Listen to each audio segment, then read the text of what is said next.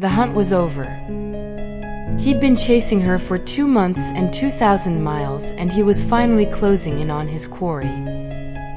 For the first time since the whole thing had started, Jonas Quarrel allowed himself the temporary pleasure of triumph mingled with anticipation. The jeep ground its way along the rutted, unpaved road until it reached the edge of the lake.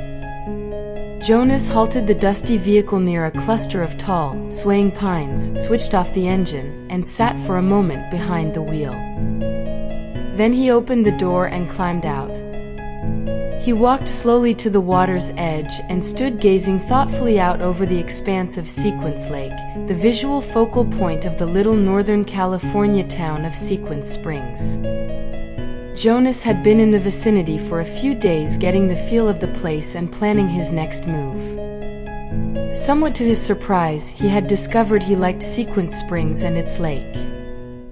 Ripples on the blue-green surface in front of him shimmered in the waning sun of a warm fall afternoon. The lake was ringed with a thick fringe of pine and fir. Most of what constituted Sequence Springs was on the opposite shore, a cheerful jumble of small shops, old gas stations, and aging houses. Here and there around the perimeter of the lake, Jonas could see cabins hidden in the dark shelter of the trees. The whole place had a subtle air of being undiscovered and picturesque, Jonas decided. It wasn't quite what he had been expecting, but then, he hadn't really known what to expect 2 months ago when he'd begun his hunt for Verity Ames. At the far end of the lake, an impressive, neoclassical structure painted a stark white caught the last rays of sunlight and reflected them back with almost blinding intensity. The building was unlike any other on the lake. Even from here it was obvious it had been designed to impress the viewer. The architect had clearly been given a free hand, and he'd used it to create a self-consciously elegant facade that stressed arched doorways, colonnades, and courtyards. The Sequence Springs Spa Resort was as imposing and luxurious as any Renaissance villa. Almost lost in the trees not far from the resort stood 2 weather-beaten cabins and a small building that housed a restaurant. The 3 structures presented a blithely irreverent contrast to the neighboring spa. From where he stood, Jonas could see a couple of cars winding their way around the far side of the lake toward the gleaming white resort. The cars, Jonas knew, would be of the Porsche or BMW or Mercedes persuasion. It was Friday afternoon, and the weekend crowd of stressed-out, upwardly mobile types from the San Francisco Bay Area were arriving for their fashionable fix of mud baths, mineral soaks, workouts, and massages.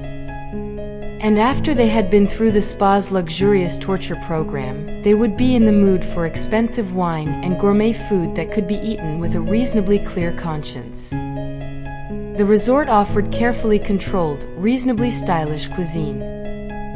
But a number of resort guests who were in Minot would head for the cozy little restaurant located a short distance from the main resort facilities. The No Bowl Cafe did a landslide business on the weekends, serving elegant and expensive vegetarian cuisine. The No Bowl was Jonas's goal this afternoon. He had made his decision on how to close in on his quarry.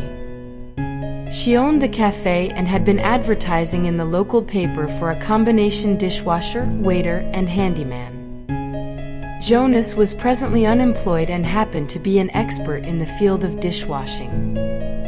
Hell, he thought, he could have gotten his PhD in the art if such a degree were offered. It would have been far more useful than the PhD he had gotten in Renaissance history a few years back. He had never been certain if pursuing the kind of career the history degree had established for him would have killed him outright or just driven him insane.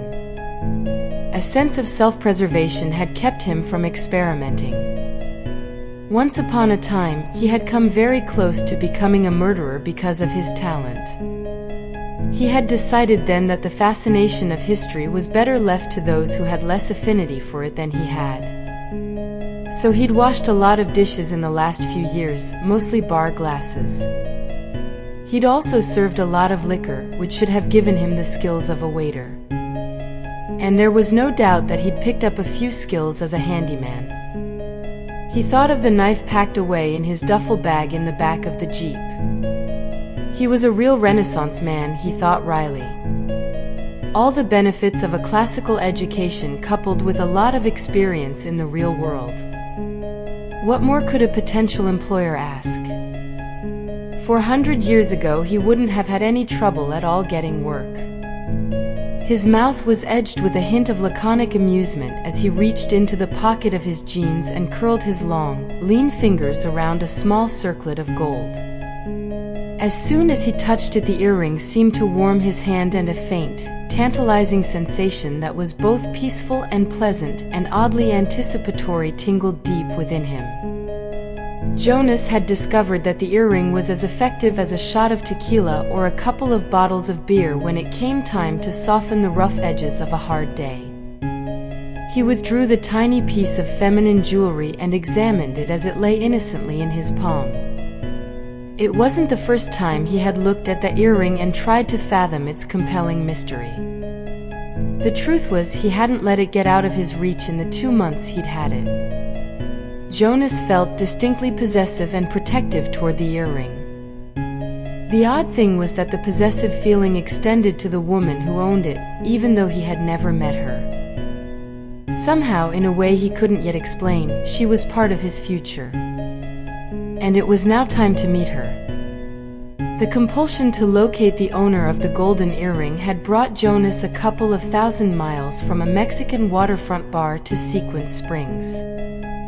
The distance he had traveled meant little to him. He would have come from the other side of the world to find the woman who owned it. He had gotten only a few brief glimpses of her the night she had lost the piece of jewelry, but he remembered well the copper fire of wild curls that framed huge eyes and a finely boned face.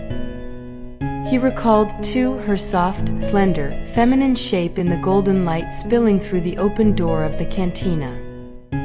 She had never seen his face.